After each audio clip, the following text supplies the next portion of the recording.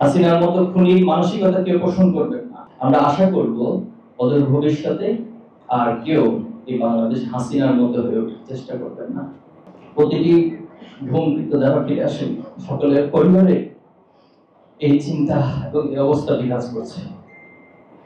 আমাদের অসংখ্য ভাইদেরকে হত্যা করার পর লাশগুলো গুম করা হয়েছে। চট্টগ্রাম বিশ্ববিদ্যালয়ে শহীদ আইনুল হক ভাই নামে আমাদের একজন থেকে শহীদ করা হয়েছে। এখন পর্যন্ত তার পরিবারও জানে না তার লাশটা কোথায় আছে।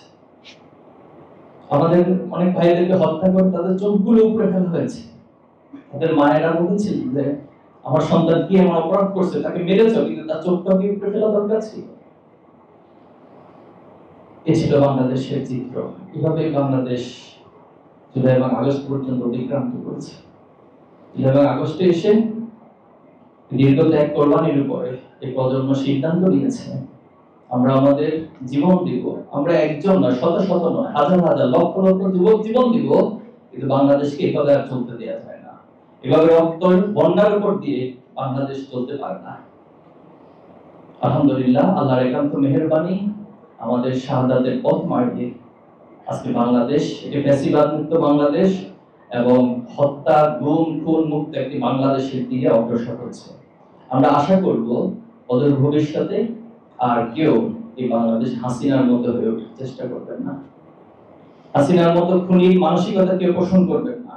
হাসিনার মতো গুম করার মানসিকতা কেউ পোষণ করবেন না। যদি করে থাকেন তাহলে হাসিনার যে পরিণতি, তার চেয়ে ভয়াবহ পরিণতি আপনাদেরকে ভোগ করতে হবে। এবং সেদিন আপনার প্রজন্মকে দায় দিবেন না। যদি আপনারা সেই একই মানসিকতা লালন করে বাংলাদেশকে পরিচালনা করার চিন্তা করেন, তাহলে এটা আপনাদের সবচেয়ে বড় ভুল হবে, সবচেয়ে বড় বুমেরাং সিদ্ধান্ত হবে। আমি আশা করব একটি সাংস্কৃতিক পরিবর্তনের মধ্য দিয়ে, একটি রাজনৈতিক ধারার পরিবর্তনের মধ্য দিয়ে এই প্রজন্ম যে প্রত্যাশা করে, যেমন বাংলাদেশ দেখতে চায়, যেমন রাজনীতি দেখতে চায়, আগামী দিনে যারাই রাজনীতি করবেন তাদেরকে প্রজন্মের এই চিন্তার সাথে, প্রজন্মের আকাঙ্ক্ষার সাথে বোঝাপড়া করেই রাজনীতি করতে হবে ইনশাআল্লাহ। আমরা আজকের এই প্রোগ্রামে আপনারা কষ্ট করে এসেছেন, এজন্য আন্তরিকভাবে ধন্যবাদ কৃতজ্ঞতা জানাচ্ছি। আমি বিশেষ দুটি দাবি জানাতে চাই। যেহেতু জুলাই এবং আগস্টকে কেন্দ্র করে ট্রাইব্যুনাল গঠন হয়েছে, যদিও এর মধ্যে অনেক ধীরগতি হচ্ছে কাজগুলো, বিচারগুলো, কিন্তু আমরা প্রত্যাশা করি ট্রাইব্যুনালে যারা দায়িত্ব পালন করছেন তারা সততা, নিষ্ঠা এবং দায়িত্ববোধের সাথে প্রফেশনাল জায়গাকে ঠিক রেখে এই বিচারকে সঠিকভাবে তারা অগ্রসর করবেন, সম্পন্ন করবেন।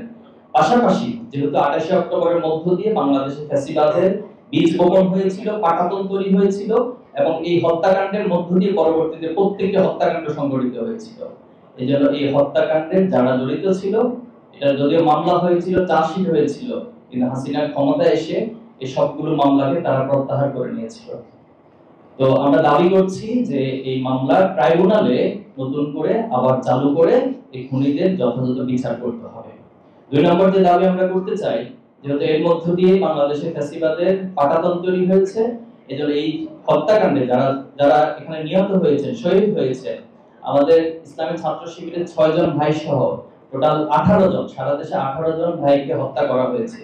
এই 18 জন ভাইকে তার পরিবার, যদিও তাদের পরিবার কোন প্রত্যাশা, দাবি আমাদের কাছে নেই, সরকারের কাছে কোনো দাবি নেই, কিন্তু ইসলামী ছাত্র শিবিরের জায়গা থেকে আমরা দাবি করছি তাদেরকে ক্ষতিপূরণ দেওয়া এবং শহীদ হিসেবে রাষ্ট্রীয়ভাবে স্বীকৃতি দিতে হবে। আমরা শহীদ পরিবারের কাছে যখন যাই, শহীদ পরিবার আমাদেরকে এখন সাহস দেয়। আমরা ওনাদেরকে সান্ত্বনা দেওয়ার প্রয়োজন হয় না, বরং ওনারা আমাদেরকে সান্ত্বনা দিয়ে বলেন যে বাবা, আমার সন্তানরা যে জন্য জীবন দিয়েছেন, তোমরা সেই প্রত্যাশা, সেই আকাঙ্ক্ষাই বাংলাদেশে বাস্তবায়ন করবে। তোমরা সবসময় সত্যের পক্ষে থাকবে, তোমরা সবসময় ন্যায়ের পক্ষে থাকবে, এক আল্লাহ ছাড়া কাউকে ভয় পাবে না। শহীদ পরিবারের মায়েরা, বাবারা আমাদেরকে আশ্বাস দেয়। বিশ্বাস করেন, আমরা এই প্রজন্ম ঘোষণা দিচ্ছি আপনাদের সামনে ওয়াদা করছি, আমাদের শরীরের এক বিন্দু রক্ত থাকতে আমরা বাংলাদেশে ন্যায় এবং ইনসাফ ব্যতীত কোন ফ্যাসিবাদ কায়েম হতে দিব না ইনশাআল্লাহ। আল্লাহ আমাদের সবাইকে কবুল করুক, শহীদদের প্রত্যাশিত বাংলাদেশ গড়ে তোলার তৌফিক দান করুক। আমিন।